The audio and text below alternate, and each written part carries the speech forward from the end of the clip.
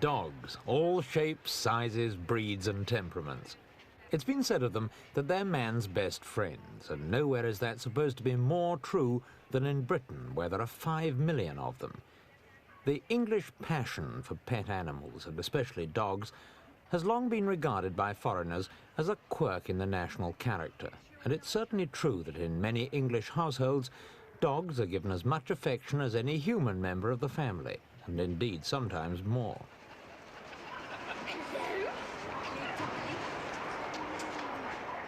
It's no coincidence that Crufts, the most famous dog show in the world, is an English event. For in Britain, dogs transcend all class barriers. Dukes and dockers, busmen and bishops all seem equally captivated by them. Not all dogs, of course, are pets. This Alsatian looks friendly enough, and he is to his owners, but his job is to guard a garage, and after business hours, he displays a very different side to his nature.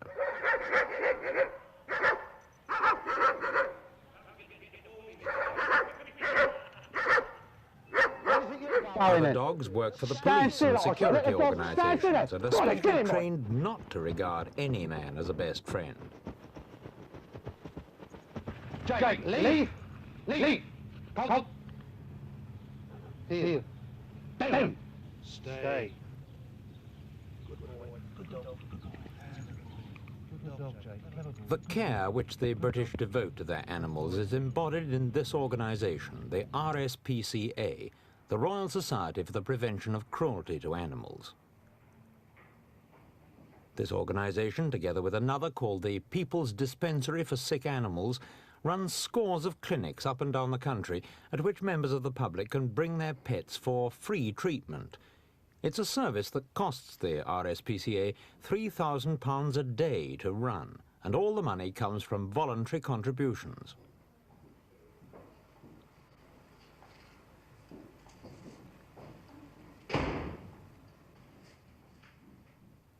The main function of the RSPCA is, as its name suggests, to prevent the deliberate ill treatment of animals by investigating cases brought to its attention and ensuring the conviction of offenders.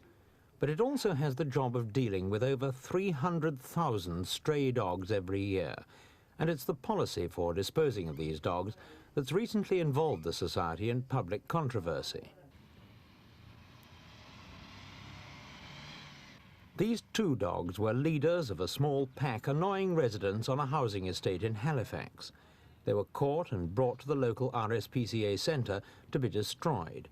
They were typical strays, but many dog owners actually asked the Society to get rid of their pets. Why have you brought this dog to the RSPCA? Well, really, we haven't enough room for him. And with it being a street also, I don't really think a street's fit for a dog.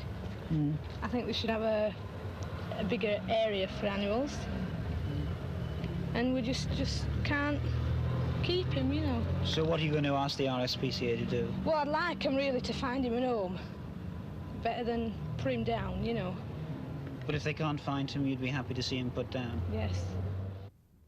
The RSPCA tries to look after as many dogs as possible, and last year it found new homes for nearly 40,000. But with so many strays being brought in daily, many have to be killed humanely in an electric stunning machine.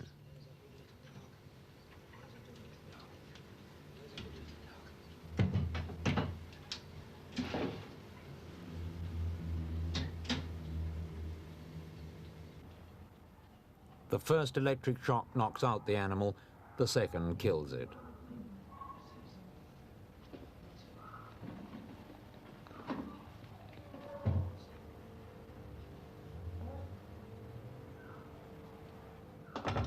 The problem that remains is how to dispose of the vast number of bodies. A few are incinerated if the owner requests it and pays a fee, and some others are buried in animal cemeteries. But for years now, it's been standard practice to give most of them to animal product firms. This lorry, belonging to a skin dealer in Lancashire, calls at the Halifax centre 3 times a week to collect the carcasses. Blacks of Bury are just one of hundreds of firms throughout Britain who find a use for dead dogs. Fat from the animals' bodies goes to make soap and cosmetics, and the bones are used for fertiliser. And the leather industry's monthly journal reveals a regular market for the skins.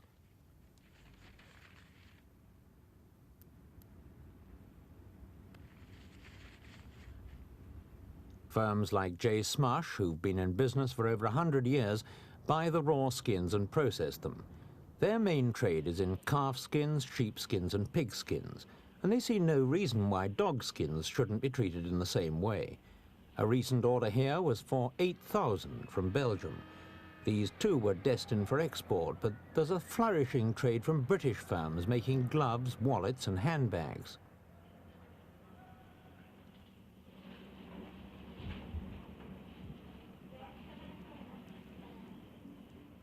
After washing and further treatment, dog skin makes first-class leather because it has no pores. The RSPCA has always played down its role in the dog skin trade for fear of hurting its own reputation and the feelings of dog lovers. We asked the Halifax clinic manager, Hilton Draper, how many dead dogs the society sent to the skin merchants. Well, I should say through the country, that's England and Wales, some 290,000 dogs. How much do the RSPCA get for selling these dogs to the animal byproduct people? Well, we don't get anything for them, just a mere pittance a year, which is round about, I think it's just over £20 a year, £25 a year, something like that, which is just a mere pittance, you see. That's just for the Halifax area? Yes, that's just for the Halifax area. Do you feel that selling dead dogs to the animal byproduct people is in any way against the spirit of the RSPCA? Not really. When a dog is put to sleep, that of course is the end of the dog, and with the cost of land for burial, the cost of incineration, and the other disposal methods, which is the tips, that runs a hazard to the health authorities. I think it's the only way that one can dispose of the carcasses.